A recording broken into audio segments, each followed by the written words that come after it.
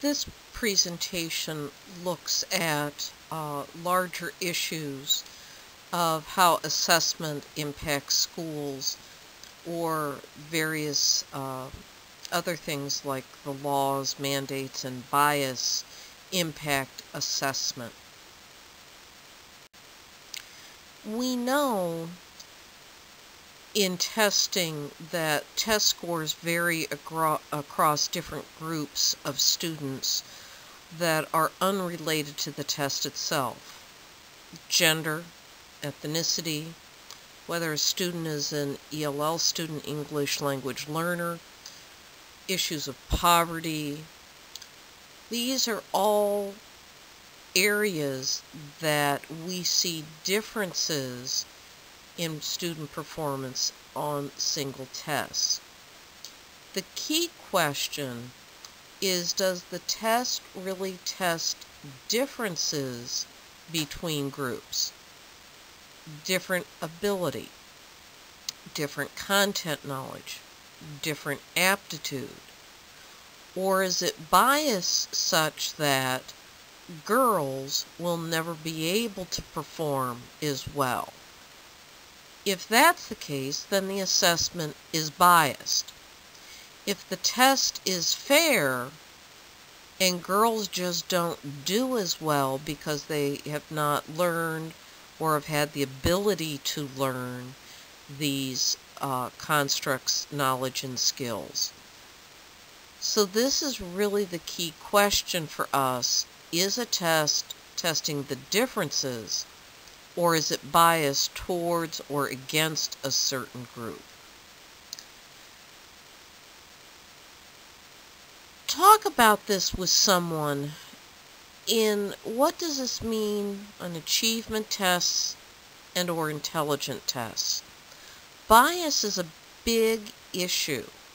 Think about it in terms of your classroom. How can you limit bias in your classroom assessments? The Salkin book gives you some ideas of ways in which to limit bias. There are technical ways of determining of whether an assessment is biased or not, but there are far simpler ways that you can determine in your classroom. Test fairness is another huge issue. How we use test results and the social values underlying it is a huge issue in schools. If we use assessments for promotion, there's nothing wrong with that unless the test discriminates or is biased against any particular group. What about assessments used for gifted and talented identification? I mentioned this last week when we were looking at intelligence tests. What if you have an extremely intelligent ELL student whose first language is not English? If we give them a typical Stanford Binet or a COGAT test, they are not going to perform as well because they are not sufficiently skilled in the English language. But there are assessments that are designed to take that verbal factor out so that we can fairly test. What about assessments used for admission into a school, or those to determine the value of a school or a teacher? Talk to a friend, a partner, or a colleague about some of these issues. Bottom line, a test can pass the bias test, but if we make social judgments based on the results, that is potentially not fair. So fairness in testing is another big topic that we need to be using assessments for what they are used for, what they were designed for, and not beyond that. Earlier I talked about the reading wars, and part of the discussions that came out of that conflict One of the issues were tests that measured a small set of skills but were extrapolated to a much broader range to make judgments about students and their skills and ability. That's not fair. So we need to know what a test measures, and we must use those results only within the context or within the confines of what that test measured. We can also say that an assessment has consequential validity. A valid test is unbiased, it is fair, and it is consequentially valid. This relates to how a test is used and how test results are interpreted.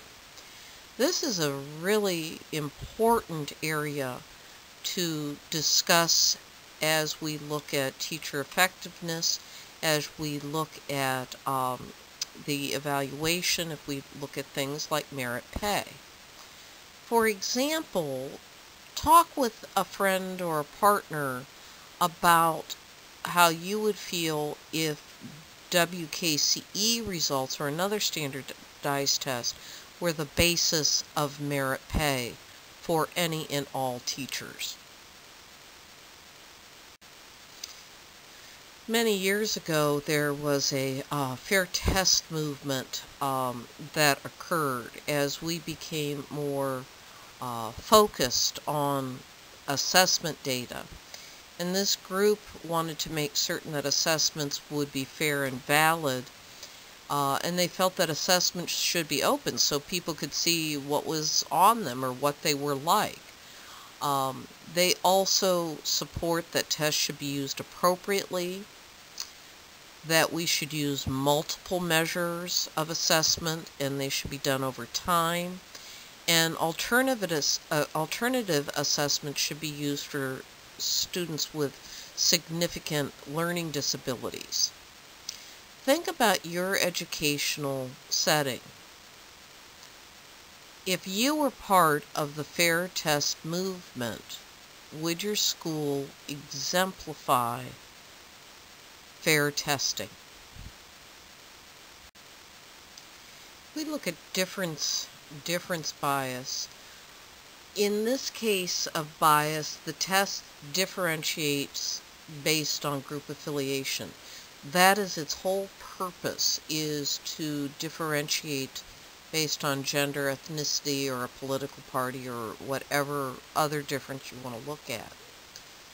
These tests may find differences, but the question is what is the underlying reason?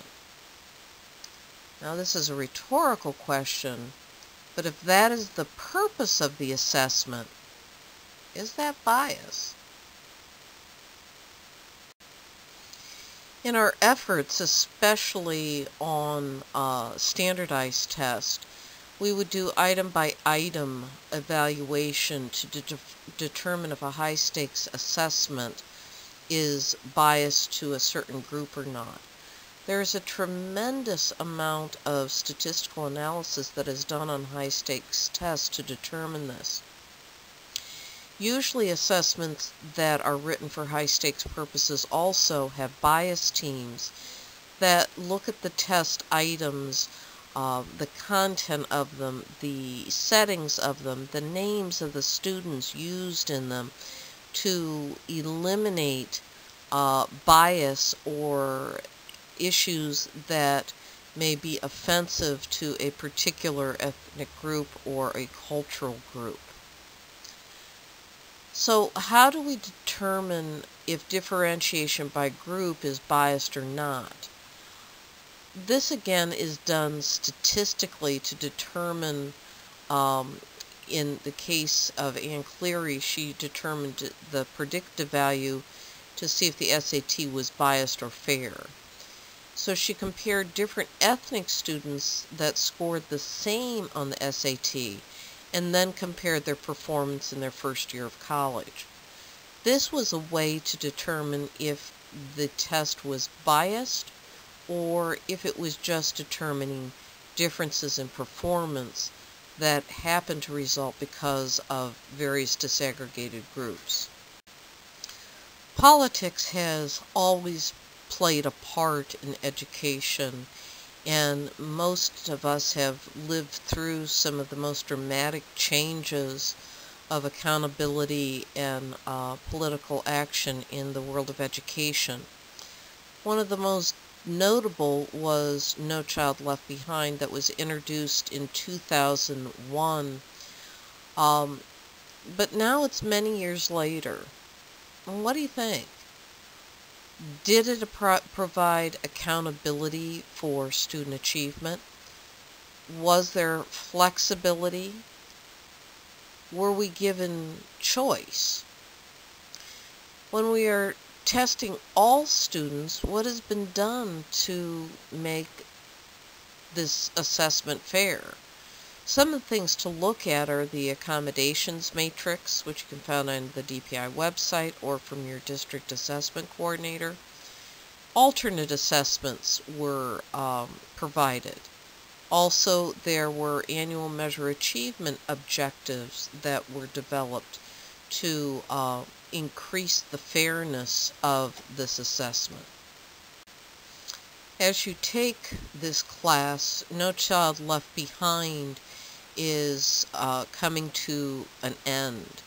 Our new school accountability reforms that we have talked about are replacing No Child Left Behind. So by 2013-14, the goal was that 100% of all students would be proficient on whatever state test you happen to achieve. Do you think we'll make it? I don't think so. So what are we going to do to influence the future? These issues are very, very important as we move into this next phase of accountability. Are we going to measure achievement solely on an attainment or achievement model? Are we going to look at a growth model? Will we look at value added? How do Common Core state standards in English and math impact the next year's coming? And what about other national tests like NAEP or PISA or TIMSS that are international tests? These are all questions and all issues that are very much in the news today, and part of the decisions, will be part of the decisions made for education in the future. Another issue in education are our English language learners. There are two federal laws that impact our ELL students. One is that we will teach them English, and the other is that they will have access to regular classroom instruction and all of the benefits of a public school system. One of the methods that has been used to determine the success of our English language learner programs is the AMAOs, which are measures of achievement. The first is progressing in English language acquisition. The second is exiting from ELL programs, and also overall adequate yearly process or their performance academically in language and reading and mathematics. These three benchmarks help us determine our effectiveness in reaching and working with ELL students. Another law that came into being back in the 1970s was Public Law 94-142. It's the Education of Handicapped Children Act. This was a dramatic law that addressed the needs of our special ed students, our students with disabilities. that provided them access to the least restrictive environment in classrooms and provided laws and support structures so that they too could be successful in public education. Corresponding to this is the Individuals with Disability Education Act, that children would be entitled to a free, appropriate education, that evaluation assessments would take place only to the extent that they help place children. Therefore, the development of alternate assessments for our significantly disabled, that students would have individual education plans. Students with disability would be educated in the least restrictive environment. Both children and parents would be involved in decision making, and that there would be mechanisms in place to determine compliance. So this would include things like monitoring and accountability. Truth in testing was instituted in 1979, and this law required that admissions tests, because of their high-stake nature, be able to be reviewed for their content and scoring. There are items released to the public and due process if students are found cheating. Back in 1979, how do you think this was received?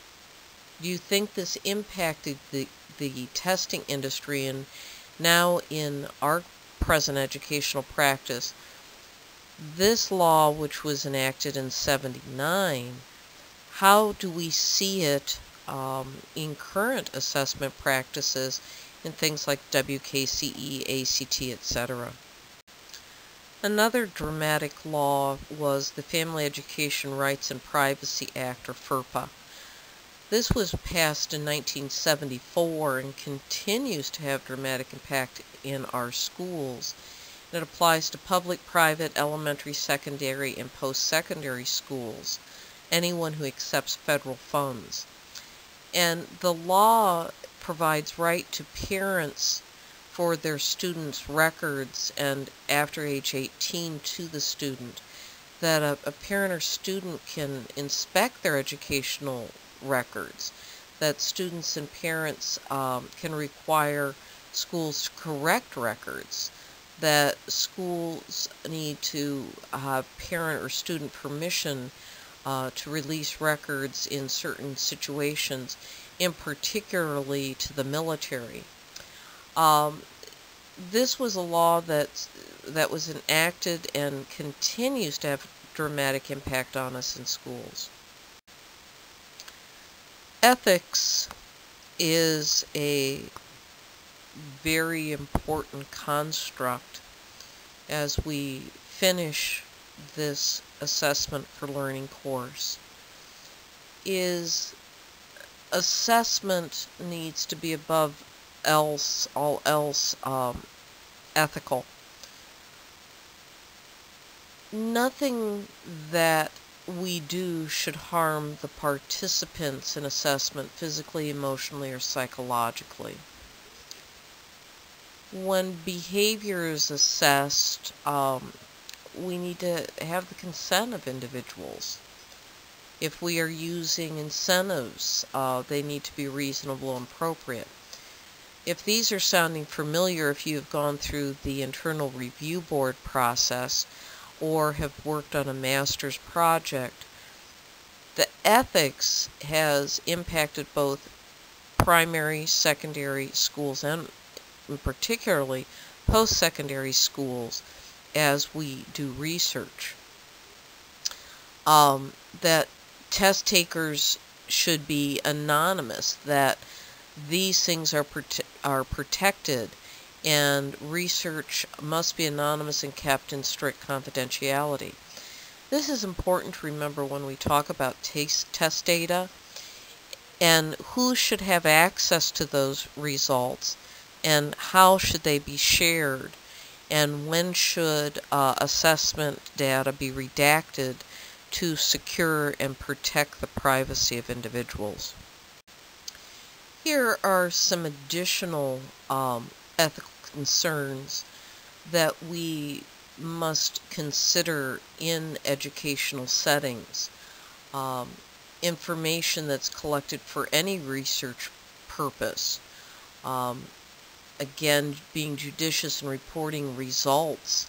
Um, we want to be forthcoming, but how much is too much and how much is too little?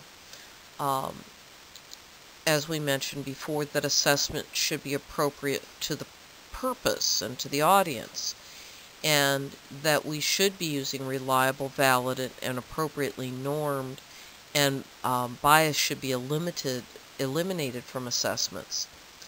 We should also make certain that assessments make sense and frivolous testing is avoided and not used. So what now? We have looked at assessment and assessment constructions. We have looked at statistics. We have looked at using data. So now that we have all this data, what do we do with it? As we have built continuous improvement plans, schools and districts have leadership academies, data delves, data retreats, so that we can learn and become more data-driven and make decisions by fact. We have a variety of sources of data: WINS, Turnleaf, LDS, the Longitudinal Data System, data warehouses, etc. And soon to be released is, from the DPI website, is another source called WISE Dash. One of the things that we need to do as we look at data is, can we create exercises or activities to help people get into the data, analyze the data, and make sense of it so that they are doing it appropriately? Can we have dashboards, various activities, longitudinal studies, item analysis, RTI monitoring? These are all different ways at which we can help people look at data. You are in a unique situation that you have spent an intense 8 weeks working with and trying to understand both assessment and the results from assessment. As you go forward, this knowledge will be beneficial to you in your classroom as a principal, and helping others as we walk down this new road of accountability in the educational system in the United States. I hope this has proven to be a valuable course, provided you insights, and given you tremendous food for thought as you move forward and use assessment for learning in your classroom or your school.